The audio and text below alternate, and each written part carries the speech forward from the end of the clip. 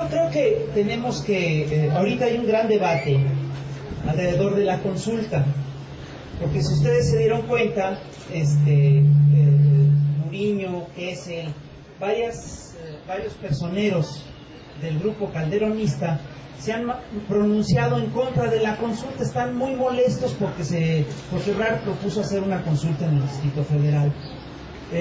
Yo no tengo el dato, pero lo más probable es que estos señores ya hayan hecho encuestas o tengan encuestas sobre cuál es la opinión de la gente, por lo menos en el Distrito Federal, de la consulta, y pues la verdad ya se dieron cuenta que la consulta sí va a tener éxito, que el 78% de los ciudadanos dicen que sí a la consulta en esta ciudad, lo cual es fantástico, pues es casi el 80%, ¿no? Es obviamente una consulta que la gente quiere, y además es una consulta en la cual la gente ya tiene una idea de cómo va a votar, pues obviamente están aterrados por lo de la consulta. El terror que le tienen a la consulta a mí me habla de lo importante que es impulsar la consulta y de lo importante que es echarla a andar. Miren, es una cosa, lo que está pasando es muy curioso. Estos señores le apostaron, en primer lugar, a que iban a pasar la ley, la reforma energética sin pena ni gloria, y la reforma se paró.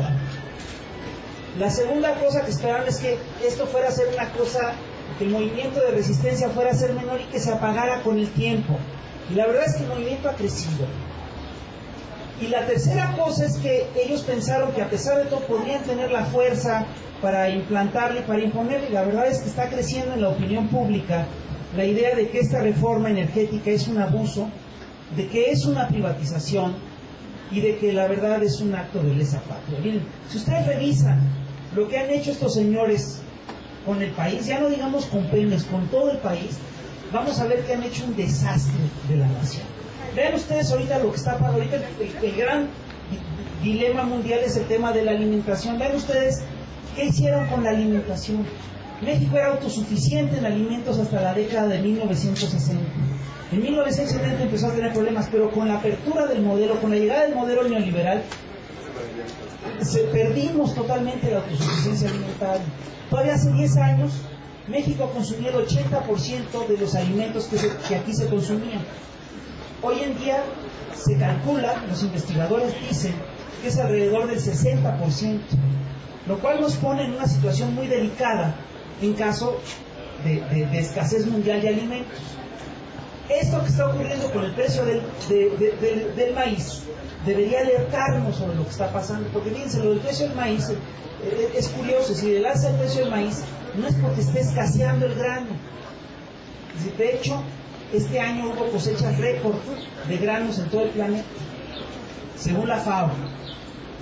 Todo el tema del alza del maíz es básicamente una cosa de especulación, porque como se habla de que van a producir etanol con el maíz subió de precio.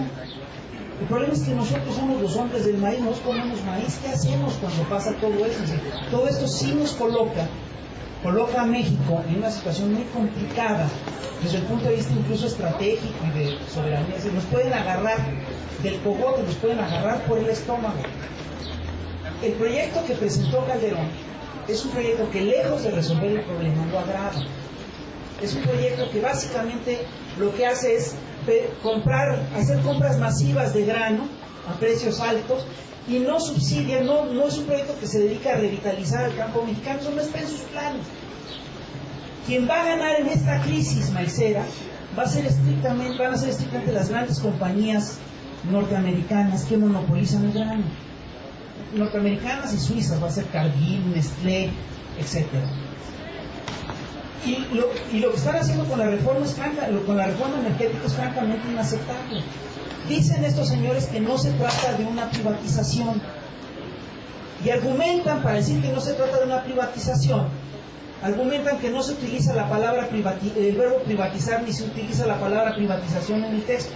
Es cierto, esos términos no se utilizan y no piensan vender Pemex. Lo que piensan hacer es abrir el sector, lo cual implica al mediano plazo que el sector acabará en manos particulares, en manos privadas. Hay artículos específicos de la reforma de Calderón que llevan a una privatización sin remedio. Por ejemplo, se habla de apertura a la iniciativa privada de algunas ramas del sector.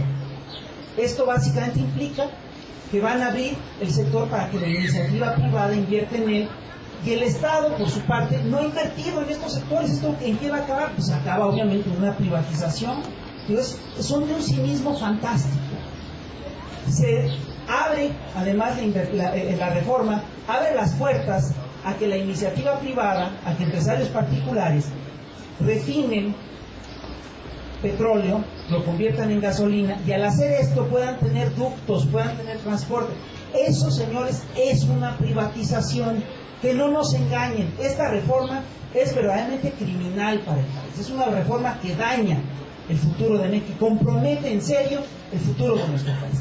Aquí sí está en juego el futuro de la nación. Nosotros lo que queremos es que esta universidad siga funcionando.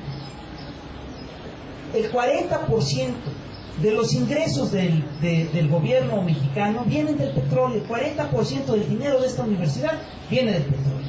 Imagínense ustedes que lo vayamos perdiendo, aunque sea paulatinamente. ¿Qué haría esta universidad con 40% menos de presupuesto? ¿Cuánto bajaría la matrícula? ¿Cuántos problemas tendríamos en términos, digamos, de programas que se tienen que cancelar, etcétera? El problema es muy serio. Entonces, esta consulta, perdonen, es importantísima. Es parte del debate nacional. Ahorita es la parte central del debate nacional. Les está molestando, entonces hay que insistir en ella. Hasta, aunque sea nada más por dar lata, pero no es por dar lata. Hay que insistir en ella porque esta consulta nos va a permitir llevar la discusión a un montón de gente. Miren, estos señores son muy curiosos, porque por un lado nos dicen que las reformas que ellos están planteando no son anticonstitucionales, y en el alegato que ellos hacen argumentan que hay que cambiar, que hay que modificar la Constitución, que la Constitución ya está vieja, que la Constitución hay que revisarla, que hay que revisar la soberanía, etcétera, etcétera, etcétera. Y cuando se plantea hacer esta consulta dicen, cuidado, porque esta consulta es inconstitucional. ¿Qué quieren decir con que es inconstitucional? Quiere decir que es una figura que no está planteada explícitamente en la Constitución, pero el artículo 26 de la Constitución tiene todas las bases legales que permiten justificar o estructurar una consulta de este tipo. A lo que estos señores le tienen miedo, es a lo que siempre le tienen miedo, es a que la gente se pronuncie, a que la gente opine, a que la gente piense, a que la gente dé su opinión. Porque lo que es un hecho es que si esta consulta se hace como se va a hacer, y el resultado resulta abrumadoramente contrario a las reformas de Calderón, pues las reformas de Calderón se van a encontrar en un predicamento severo. Ya la IP está diciendo que quien llama a la consulta quiere descarrilar la reforma. Bueno, nosotros decimos que quien impulsa esta reforma quiere descarrilar el país. Lo que tenemos que hacer es muy claro. Primero tenemos que entender que la consulta no solamente es perfectamente legal, sino que es necesaria. Lo que aterra a estos señores es la posibilidad de que nos metamos a decir. Y la verdad es que tenemos que meternos a opinar sobre esta reforma, porque una simple pasada, a ojos vistas, esta reforma lesiona severamente la soberanía nacional. Miren, por un lado, si se aprueba esta reforma, México va a quedar condenado a ser un mero productor de petróleo crudo. Y el petróleo crudo es buen negocio, pero no es tan buen negocio como el petróleo refinado. Si nosotros refináramos el petróleo como ya se ha hecho, como se hizo durante décadas en este país, tendríamos un gran avance en términos de industrialización. Se generarían empleos, incluso se abatirían los costos de los fertilizantes, porque el 35% del costo de los fertilizantes, del costo del maíz, son los fertilizantes. Y la urea, uno de los fertilizantes importantes, se hace con petróleo. Y ahorita no se está produciendo fertilizante nacional, entre otras cosas porque se compra el petróleo. Pemex le vende a las compañías fertilizadoras nacionales el petróleo a precios internacionales. Ahorita está más de $100 por barril. Pues no costea, pero Si no costentos, ¿cómo sacamos el maíz? Porque fíjense, es un círculo vicioso.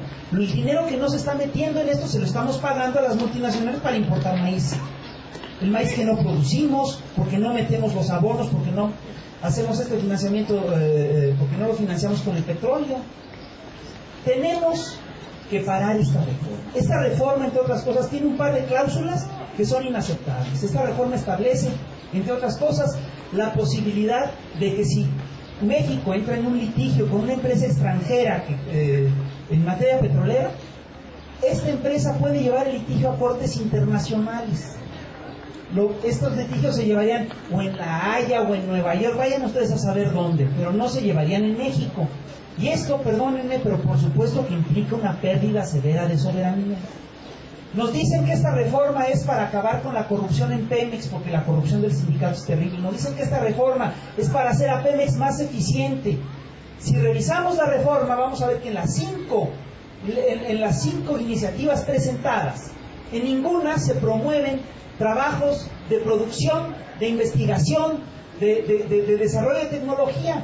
Los puestos nuevos que se promueven, lo que se promueve es la creación de una nueva burocracia. Díganme ustedes si eso apoya, hace a Pemex más eficiente o más ineficiente. Lo que están pidiendo es que se promueva más burocracia, no más producción. Dicen que están en contra de la corrupción y que la corrupción del sindicato es terrible. Bueno, entonces, ¿por qué demonios Felipe Calderón plantea un consejo de administración en el cual están 5 miembros del sindicato, 5 miembros que van a nombrar el sindicato? Que tengan un mínimo de coherencia estos señores, por favor.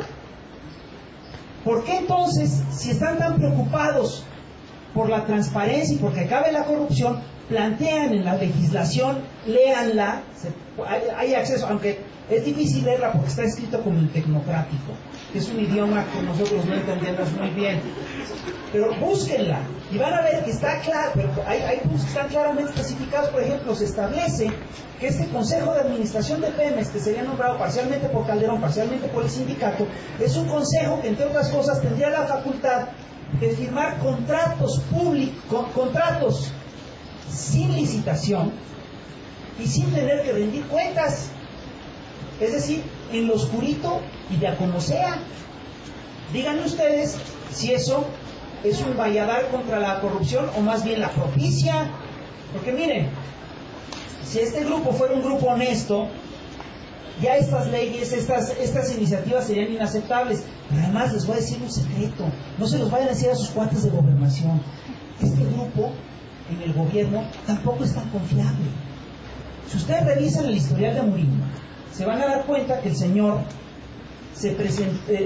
firmó, siendo secretario de Energía, firmó un contrato para una empresa de la cual él era también el apoderado legal. Y después este señor nos vino a decir que todo era perfectamente legal y armó una comisión a modo que ya lo exoneró y dijo que eso fue perfectamente ético. Perdónenme, pero esto no es así. Es una burla en serio. Pero además hay una cláusula de esta legislación que es fantástica, que establece una suerte de, ¿cómo decirles?, un seguro por si estos señores cometen un desfalco o se transan la lana. Es un seguro por si los cachan. Es una cosa fantástica, es una legislación que está copiada de legislaciones norteamericanas, pero que sí plantea un problema severo. Porque básicamente lo que está diciendo es que si los miembros del Consejo de Administración de Pemex tienen un pleito legal porque hubo un desfalco, que hay un seguro que los cubre. Perdónenme, es muy grave. Entonces, bueno, otra cosa que el otro día vino Michel Chossudovsky aquí a México, que es un canadiense que trabaja en cosas tanto de droga como de petróleo a nivel internacional. Y este señor planteaba una cosa que nos empezó a platicar cuáles son a grandes rasgos los lineamientos de la iniciativa privatizadora que está impulsando Estados Unidos en Irak. Y la iba platicando y de veras él no sabía cómo era la mexicana. Y a medida que le iba platicando, iba viendo la cara de todos los presentes y todos decíamos, es que es lo mismo. La iniciativa es prácticamente la misma. Los pasos que se están siguiendo en Irak son los mismos que se han seguido aquí en México, aunque en tiempos diferentes. Por ejemplo, se busca que ya no hay una empresa paraestatal petrolera que lo controle todo, sino que sea un consorcio, un conglomerado de 5 empresas de refinación, etcétera. Eso es lo que se busca, eso es lo que plantean ahí, y eso es lo que ya hizo Salinas aquí en México. ¿Saben qué? Esta legislación es inaceptable. El otro día John Sachs Fernández dijo, no sin razón, que esta legislación solo tenía un paralelo en la historia, que eran los tratados de Guadalupe Hidalgo, en donde México había cedido más del 50% de su territorio. Aquí lo que se está cediendo es el 40% del presupuesto nacional. No es cualquier cosa. Le tenemos que entrar. Pongan ustedes que no lo cedan de golpe, que lo hagan de a poquitos, lo que sea. El solo hecho de que esto se plantee es una ofensa, es un atentado en contra de la soberanía nacional. Y sí pone en riesgo la viabilidad de este país. Por ejemplo, estas empresas petroleras, si las dejamos entrar, son empresas petroleras que van a comprometer la soberanía nacional y las propias decisiones que se tomen acá. ¿Por qué? Porque estas empresas petroleras tienen la costumbre, siempre la han tenido, de imponer los gobiernos que quieren a donde llegan. Entonces, estas compañías petroleras están detrás de golpes de Estado, del impulso a candidatos corruptos en todo el planeta. ¿Ustedes creen que van a ser una excepción porque se trata de México? Cuanto más que tenemos ya un pasado, tenemos una historia que nos habla de cómo estas compañías petroleras ya intervinieron en nuestro país. Estas compañías petroleras, prácticamente las mismas, las abuelas de estas compañías petroleras, son las que promovieron el golpe contra Madero en 1913. Porque, ojo, nos van a decir al cabo de un rato, cuando acabe el debate estuvo muy claro, todo el mundo apoya la reforma energética, esto nos lo van a decir. El hecho de que se saque esta consulta ahora, justamente lo que va a hacer es que va a poner el acento en el hecho de que no es así, de que la gente no está de acuerdo con esta consulta, de que el debate lo perdieron por goliza. Vamos, ni la selección mexicana en un partido olímpico, ¿no? Y además que hay resistencia real de la gente a aceptar esta. Entonces, yo les quiero insistir, miren, yo sé que entran las vacaciones aquí.